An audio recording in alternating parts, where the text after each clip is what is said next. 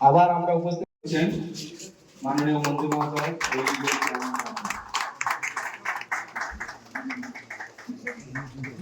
দাদা ওই দাঁত থেকে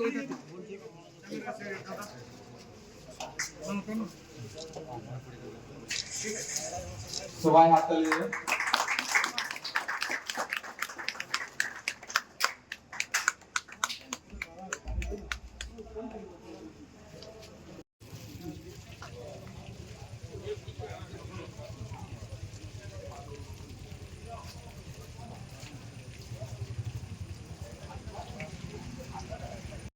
এই কমিউনিটি সেন্টারটি আমাদের গ্রামের বহুদিন হয়েছে, মলয়দার হাত ধরে হয়েছিল।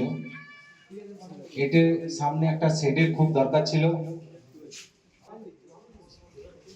এখানে উপস্থিত আছেন আমাদের সকলের প্রিয় আসানসোল উত্তর বিধানসভা কেন্দ্রের বিধায়ক তথা পশ্চিমবঙ্গ সরকারের আইন, শ্রম ও বিচার বিভাগীয় মন্ত্রী माननीय Shyam steel flexi strong TMT बार, ये स्ट्रॉन्ग के साथ फ्लेक्सिबल भी है। आपदा मुसीबत कोई भी आए, ये घर को अटूट बनाए। जब TMT फ्लेक्सी स्ट्रॉन्ग तो घर रहे हमेशा के लिए स्ट्रॉन्ग। চেয়ারম্যান শ্রী কবি দত্ত, উপস্থিত আছেন এই অঞ্চলের কাউন্সিলর অর্জুন মাঝি, দুর্গাপুরের বোর্ড অফ অ্যাডমিনিস্ট্রেশনের অন্যতম সদস্য দীপঙ্কর লাহা, আছেন আমাদের দুর্গাপুর থেকে এসছে রামকৃষ্ণ।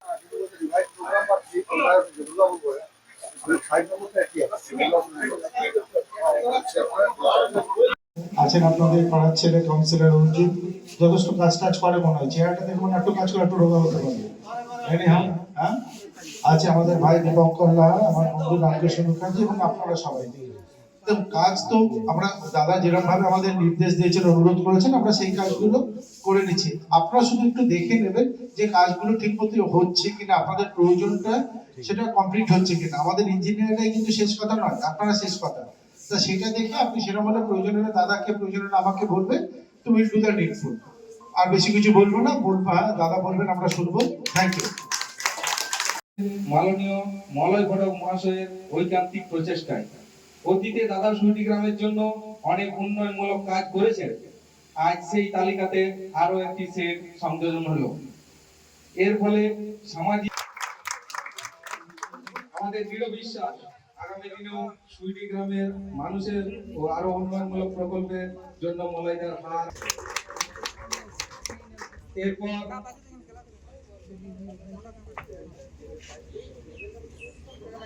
মাননীয় এডিডিএ চেয়ারম্যান মহাশয়ের কাছে কিছু বলার জন্য।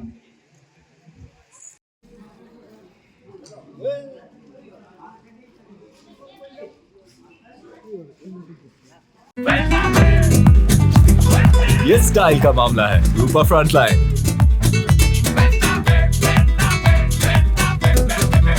2001 সালের কথা আমার খেয়াল পড়ে যায় যখন সুড়ি গ্রামে ঢুকি। 2001 সালে সিপিএম এর জামানা ছিল, আমি দাঁড়িয়েছিলাম তৃণমূলের প্রার্থী হিসাবে। তো সুড়ি গ্রামের মানুষরা একটা চাহিদা ছিল যে আমাদেরকে ইলেকট্রিক করে দিতে হবে। 2001 পর্যন্ত কিন্তু এখানে ইলেকট্রিক ছিল না।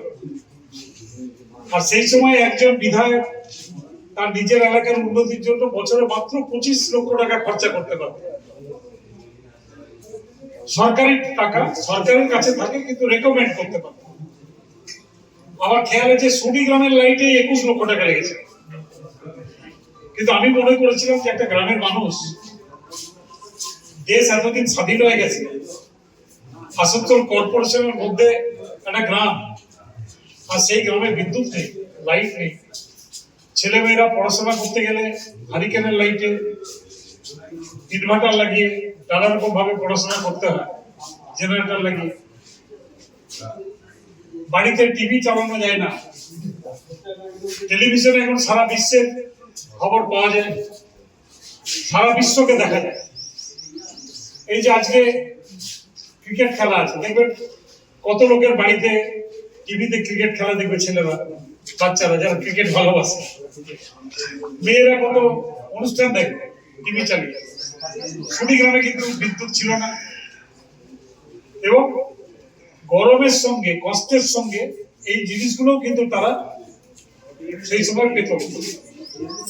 তো সেই বিদ্যুৎ লাগাতে পেরে আমি আমার রাজনৈতিক সব থেকে বড় সফল হিসাবে আমি মনে করতাম একটা গ্রামে আমি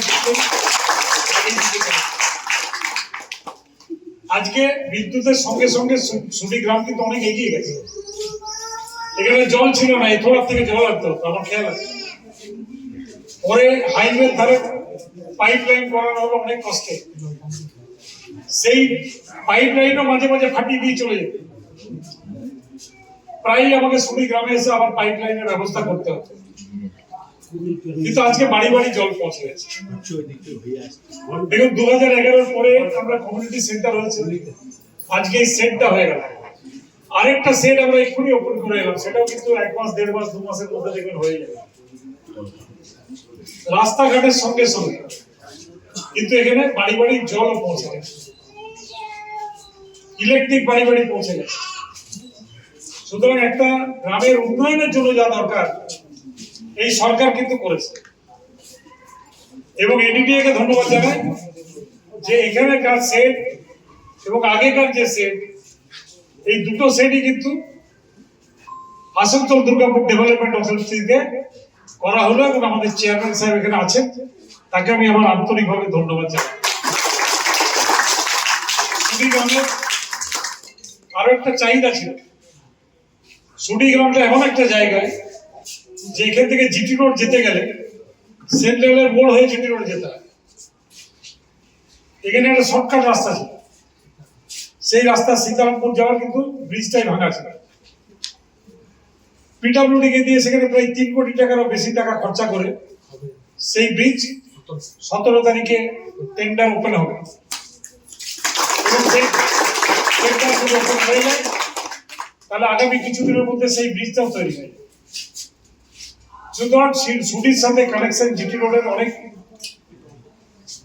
অনেক ছোট হয়ে যায়, অনেক তাড়াতাড়ি যাতায়াত করতে পারবে, এবং আপনারাও বিপদ মুক্ত হবে। এই যে হাইওয়ে দিয়ে মোটরসাইকেল চালানো, গাড়ি চালানো, আজকে সেটার থেকেও সুটি গ্রামের মানুষরা মুক্তি পাবে। আরেকটা 27 ব্রিজ অলরেডি হয়ে গেছে, সেটাও আপনাদের চন্দ্রচূড় মন্দিরে আসার জন্য, এই গ্রামে আসার জন্য অনেক দিনে মানুষের চাহিদা ছিল। সেই ব্রিজ তৈরি হয়ে গেছে, ওপেন হয়ে গেছে। আপনাদের গ্রামের এক্ষুনি অর্জুন বলছিল যারা ইসিএল চাকরি করে, মোটরসাইকেলে যাতায়াত করে, তাদের রাস্তা 5 কিলোমিটার করে গেছে। আগামী দিনে আরো ভালোভাবে যাতে পরিষেবা দেওয়া যায় এই সরকার করছে, আমাদের নেত্রী মমতা বন্দ্যোপাধ্যায় করছে। এছাড়াও তুমি বাড়ি বাড়ি পরিষেবা, বাড়ি বাড়ি বিনা পয়সায় রেশন করে দিয়েছে, মায়েদের বোনেদের জন্য লক্ষ্মীর ভান্ডার করে দিয়েছে, স্বাস্থ্য সাথী কার্ডে 5 লক্ষ টাকা পর্যন্ত চিকিৎসা বিনা পয়সায় করে দিয়েছে। আজকে এখানে হেলথ কোয়ার্ড, আরো কি কি হাসপাতাল হয়েছে ভালো, লাইফ লাইন, সেখানে গেলে বিনা পয়সায় ভালো চিকিৎসা আপনারা করতে পারছেন, বিনা পয়সায় কোনো মাথা উঁচু করে আপনারা চিকিৎসা করতে পারছেন। এখানকার কিছু ছেলে আশেপাশে যেটুকু উন্নতি হয়েছে কাজ করছে, ভবিষ্যতে যাতে আরো আমরা এগুলো করতে পারি। গ্রামের মানুষ যদি সঙ্গে থাকে, গ্রামের মানুষের যদি আশীর্বাদ থাকে, গ্রামের মানুষের যদি সমর্থন থাকে, তাহলে আগামী দিনে সব সমস্যারই সমাধান করা সম্ভব।